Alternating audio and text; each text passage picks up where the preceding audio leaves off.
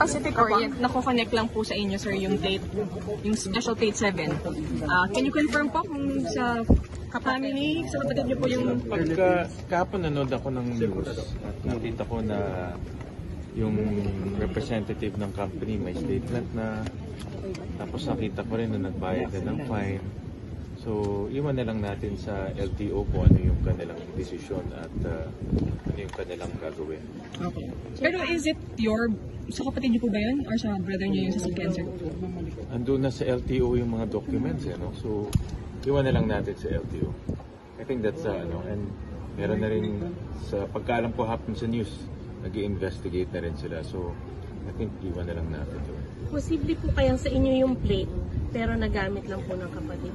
Iwan na lang natin sa LTO, guys. Andun na sa LTO. Andun na siya, kaya mahirap naman mag-comment habang nag-iimbestiga sila. And the LTO naman ay on top of this situation. Sorry sir, pero nakausap niyo po yung brother niyo or yung father po ninyo, yung driver? Let's leave it at that for now. Sir, balak daw po bawasan na lang yung plate para po sa mga lawmakers. Any comment on that? Decision na ni SP yan. I think si SP will know the best. Alright?